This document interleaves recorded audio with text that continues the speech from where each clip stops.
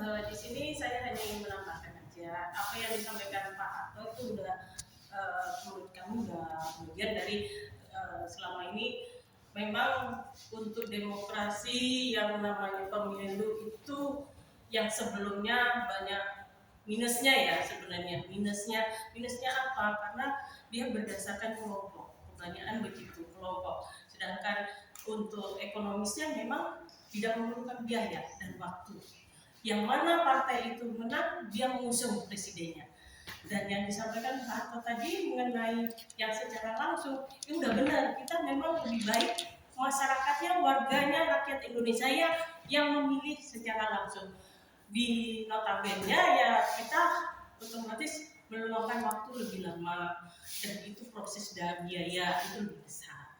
Di sini saya mau menambahkan kita lebih baik sebenarnya sih yang secara langsung itu saja mungkin yang saya tambahkan. Terima kasih. Oke. Di sini kan tertulis peningkatan partisipasi rakyat melalui teknologi digital dalam demokrasi. Contohnya seperti apa?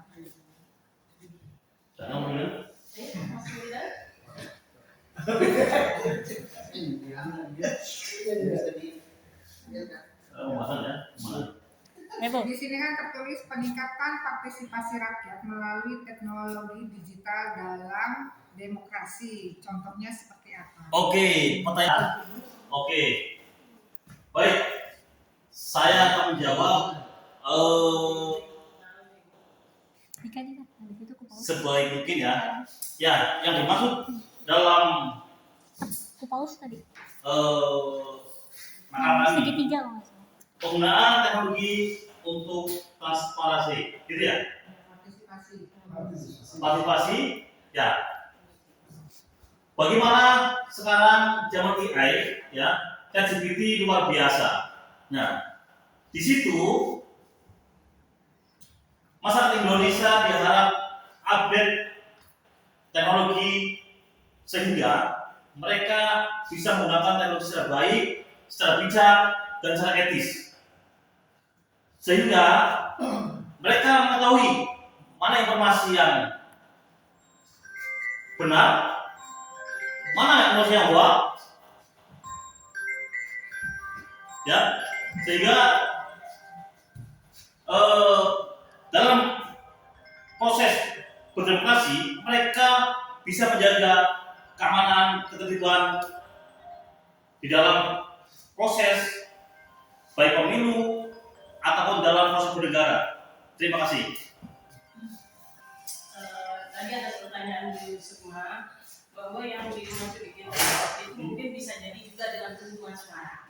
Penghitungan suara kan dulu sistemnya mungkin kertas suara kita harus kirim gitu ya istilahnya mengenai logistiknya. Sekarang kita bisa online mengetahui jumlah suara untuk pemilu di dalam pemilihan mengenai presiden maupun sebagai legislatif ya itu kita bisa melihat secara langsung di situ digital ya istilahnya nggak perlu kita menunggu besok atau menunggu info selanjutnya dari sebelumnya. Iya lambat sekarang sudah ada digital itulah yang kita saksikan sama-sama mungkin itu saja. Terima kasih. Oke, terima kasih kelompok 2. Kami mempunyai satu pertanyaan. Apa peran media di dalam demokrasi saat ini?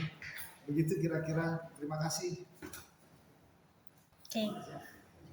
Oke Pak, saya jawab pertanyaan Bapak. Mungkin peran media untuk saat ini, media sebagai penyampai informasi Pak.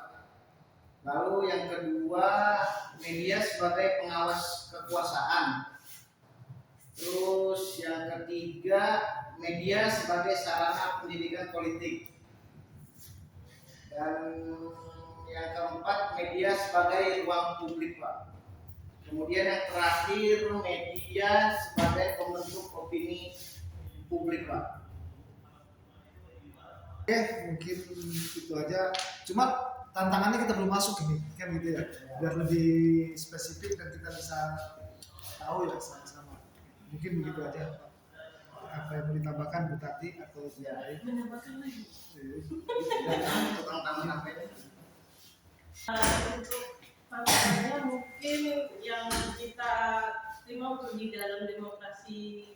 tadi ya, digital. Apa tadi benar ya? Media. Tantangannya yaitu tadi informasi yang disampaikan itu kadang belum tentu kebenarannya. Itu yang tantangan kita.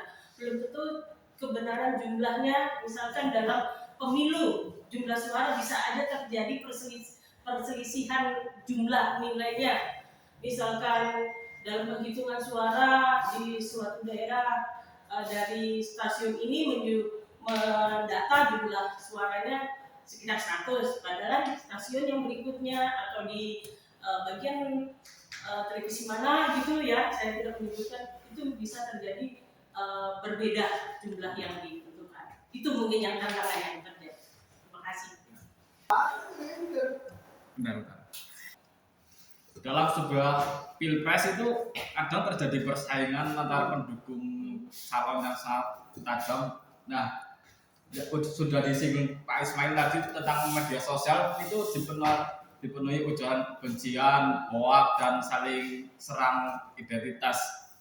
Hubungan pertemanan dan keluarga juga bisa renggang bahkan setelah pemilu selesai. Pertanyaannya, apakah demokrasi itu bisa berpotensi memecah persatuan bangsa? Jika iya, penyebab utamanya apa? Jika tidak, apa sih yang salah di dalam kasus demokrasi itu? Pertanyaan sangat bagus ya, mudah. Coba saya jawab. Oke. Baik. Tidak ada yang salah dengan demokrasi, ya. Yang salah adalah dalam pelaksanaannya yang berpotensi ada kesalahan yang menjadikan potensi terjadinya perpecahan. Ya, jadi menurut hemat saya dalam perjalanan demokrasi itu dari proses awal sampai akhir harus dilaksanakan dengan sebaik-baiknya dengan prinsip-prinsip yang disampaikan oleh Bu Tati. Kalau itu bisa dilaksanakan dengan baik oleh semua pihak, ya, semua pihak. Apa itu? Dari kalangan masyarakat biasa, penyelenggara negara, negarawan, masyarakat, akademisi, semuanya bisa mengikuti prinsip demokrasi. Betul, perpecahan bisa terjadi, tapi bisa diminimalkan ketika prinsip-prinsip dijalankan. Terima kasih. Terima kasih. Yang tanya, kecurangan dalam pemilu menjadi tanggung jawab siapa dan apa solusinya? Baik, lagi-lagi mahasiswa kelas manfaat luar biasa pertanyaannya. Ya, tajam dan busuk ya. Ya, pertanyaan dari awal sampai segitu luar biasa. Baik, saya coba menjawab. Kecurangan dalam pemilu itu menjadi tanggung jawab siapa? Begitu? Betul. Jawabannya simpel. Kecurangan pemilu menjadi tanggung jawab bersama. Ya, lagi-lagi kembali ke prinsip demokrasi. Ya, ketika semua pihak dijaga untuk tidak curang, itu tidak akan terjadi kecurangan. Contohnya, ya, ketika pemilihan anggota legislatif, ya, ada yang namanya money politik. Ya. Kalau tidak ada menerima, tidak ada uang diberikan. Ya. Jadi kedua belah pihak ini sama-sama berpotensi melakukan kecurangan. Jadi kecurangan tidak bisa dilakukan sendiri, tapi ada pihak lain yang mendukung dan melakukannya. Jadi ketika bertanya siapa yang menjawab, kita semua tanpa kecuali. Terima kasih. Solusinya belum. Solusinya gimana? Biar tidak ada kecurangan lagi. Oke. Solusinya adalah dibuat regulasi yang lebih baik, dibuat pengawasan yang lebih ketat, transparan dan akuntabel. Terima kasih.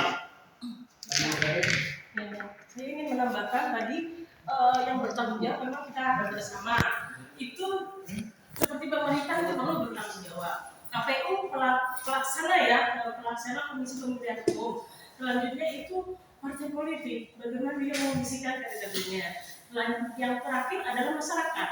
Masyarakat yang mengetahui kecurangan itu harus menyampaikan, dan solusinya apa? Solusinya tadi kita bisa menerapkan sanksi, kita mencari bukti untuk mengkondisikan bagaimana dan di mana tempat kecurangan itu untuk kita ajukan banding, bahwa kita juga menerapkan hukum bagi yang melakukan kecurangan. Demikian. Terima kasih. Tepuk tangan dong.